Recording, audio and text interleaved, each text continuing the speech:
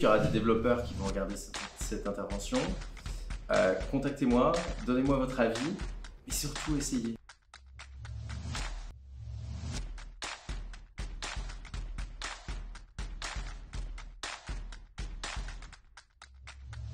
Le risque, à mon avis, principalement, c'est un risque de qualité. C'est-à-dire que le développeur qui ne comprend pas le pourquoi va pas être en mesure de faire un bon travail.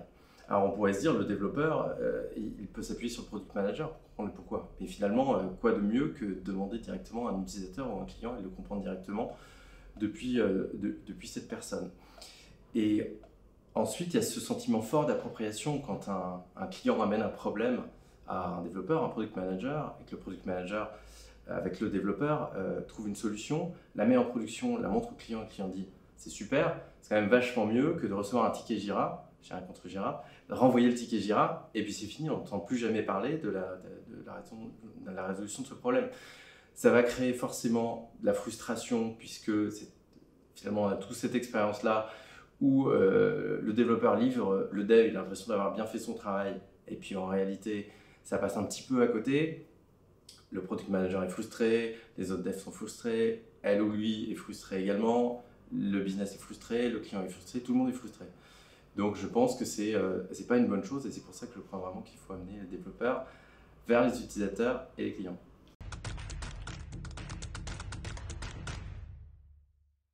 Alors, à deux étapes. La première, c'est qu'il faut absolument les intégrer dans les interviews utilisateurs, les interviews clients. Donc, je prends l'exemple de DoorDash, qui est un service de livraison de nourriture à domicile, qui rend obligatoire pour tous ses employés, y compris le CEO, de faire au moins une livraison de nourriture par mois. C'est un programme qui s'appelle WeDash. Et le but, c'est que tout le monde puisse faire l'expérience de ce que c'est l'expérience d'un chauffeur qui livre de la nourriture ou l'expérience d'un client. Et je crois que c'est fondamental pour vraiment créer cette empathie avec l'utilisateur, d'avoir les développeurs dans ces interviews utilisateurs. Ça se fait régulièrement, c'est très facile. Et le deuxième, et peut-être le plus important pour nous, product managers, c'est de les emmener dans le cycle de conception. Donc ça, c'est extrêmement important, puisque ça nous amène des cerveaux à disposition qui nous aident à trouver les meilleures idées pour résoudre les problèmes des clients. Ça leur permet de comprendre vraiment la solution. J'aime beaucoup le livre de Teresa Torres qui parle du product trio, c'est-à-dire le product manager, le product designer et le tech lead, et les développeurs en général. Donc ils travaillent sur cette solution, le développeur comprend la solution et donc un peu, après il peut l'implémenter du mieux possible sans avoir à faire d'aller-retour et sans avoir à travailler sur ces interfaces qu'on mentionnait tout à l'heure, qui sont les tickets et les user stories.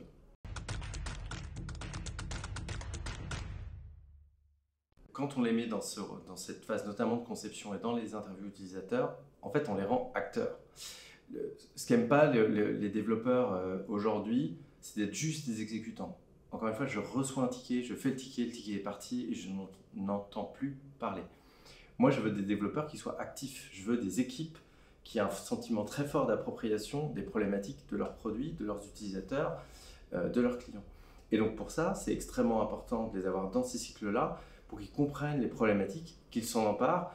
Et demain, quand la magie opère, c'est là où on gagne vraiment des points en termes de vélocité et de qualité de rendu et de feature et d'impact pour l'entreprise. Le deuxième élément, c'est vraiment la partie discovery. Il faut emmener les développeurs avec nous, avec le product designer, le product manager et les développeurs dans cette phase de discovery. Pourquoi? Il faut qu'il y ait un sentiment très très fort d'appropriation de la solution pour que les développeurs puissent l'implémenter correctement. Et la question que les développeurs vont poser, ben oui, mais moi j'ai besoin d'avoir du temps pour développer, alors pourquoi tu me prends du temps alors que je pourrais coder directement? En fait, je crois qu'il faut partir du principe que l'adoption des features dans le monde du digital est très compliquée. 50% du code qu'on va livrer ne sera pas ou peu utilisé par les utilisateurs. Donc notre enjeu aujourd'hui, on parle beaucoup de vélocité dans les équipes tech, notre enjeu c'est de réduire ces 50% à 80-90% pour que le code qu'on livre soit actuellement le bon. C'est très facile de changer quelque chose sur un Figma. Donc on est avec donc ce product trio, product manager, product designer et les développeurs. On fait un prototype, on le montre à un client. Est-ce que ça répond, monsieur ou madame ou la cliente, à votre problème? Oui, non. Ah bah si c'est non, attendez, je vais le changer. Ça prend 2 heures. Si on fait le même exercice alors que la solution est codée, ce n'est pas 2 heures que ça prend, c'est parfois plusieurs semaines. Donc il faut réduire le risque dans cette phase de design thinking. Et comme ça, en fait, en réalité, le petit peu de temps qu'on fait perdre aux développeurs pour être dans ces phases de conception, on le regagne au centuple après, une fois qu'on livre du code. Je pense à un autre élément, effectivement. Alors, il se trouve que je suis aussi développeur moi-même et c'est extrêmement important de ne pas se passer de ses cerveaux, en fait. Souvent, le développeur va regarder le problème et la solution sous un angle un petit peu différent. Un angle qui est un peu plus basé sur le code va peut-être amener des solutions auxquelles on n'avait pas pensé, qui sont liées à des solutions qu'on a peut-être déjà sur l'étagère. Et donc, il va être vraiment un vecteur d'amélioration très très fort du produit si on le met dans ces phases de conception.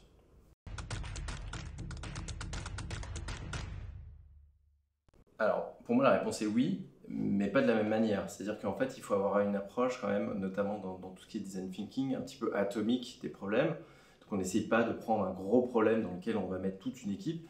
On essaye de couper un petit peu le problème en micro-problèmes. Et là, on peut créer des paires différentes entre product manager et développeur sur des problèmes plus petits. Et ces problèmes plus petits, on peut avoir les développeurs dans les interviews utilisateurs sur ce problème en particulier et dans les phases de conception pour créer ce sentiment d'appropriation. Il n'y a pas de raison qu'il y ait un tech lead qui fasse toutes les interviews et les développeurs eux-mêmes qui ne fassent pas les interviews. Donc il faut avoir cette approche atomique pour créer ce sentiment d'appropriation au niveau de chaque développeur.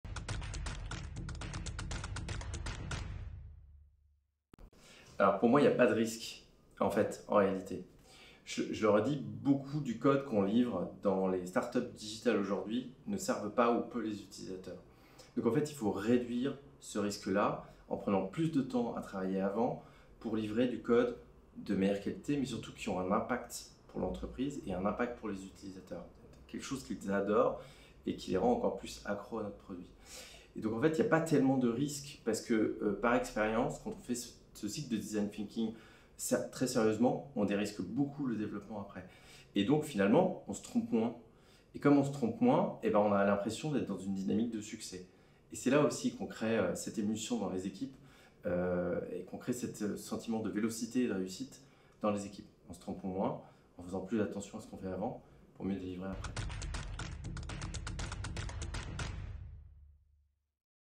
Alors moi, je travaille toujours avec les développeurs qui ont envie d'être dans ces phases de conception. Il y en a toujours, hein, dans toutes les startups dans lesquelles vous travaillez, il y a toujours des développeurs. Donc il faut créer des success stories avec des développeurs qui ont envie de faire ces phases de conception. Donc ça, c'est le premier point. Et surtout, le faire savoir. Le deuxième point, c'est que de mon point de vue, quelqu'un, quel qu'il soit, hein, ça peut être le CEO, ça peut être le développeur, le product manager, quelqu'un qui ne parle pas aux utilisateurs, n'a rien à dire sur la roadmap.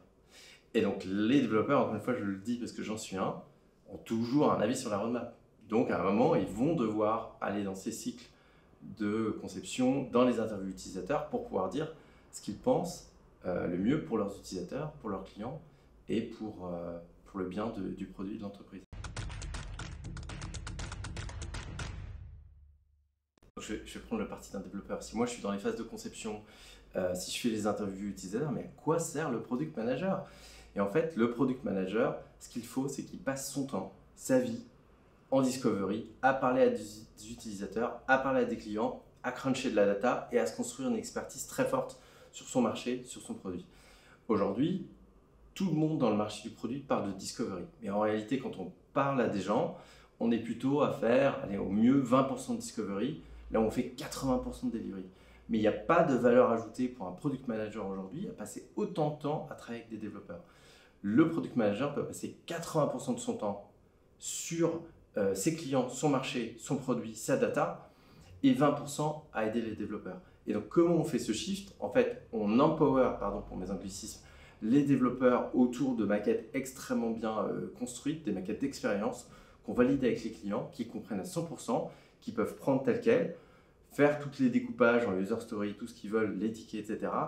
Et ils livrent le produit qui correspond aux besoins du client. Et si on fait ça, on est tous gagnants.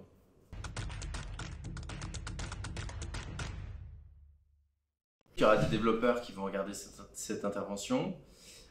Contactez-moi, donnez-moi votre avis, mais surtout essayez. Faites la semaine prochaine, vous prévoyez une interview utilisateur.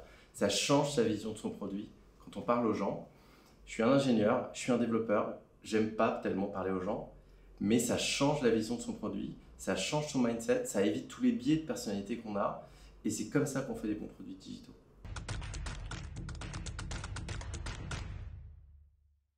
Alors mon impact, c'est de construire des équipes à très très haute vélocité, beaucoup d'autonomie, beaucoup d'ownership, beaucoup de fun aussi, et surtout, bon, moi ça fait 11 ans que je fais du produit, aider les gens à grandir dans ces startups digitales et dans ce monde du digital qui n'est pas si facile.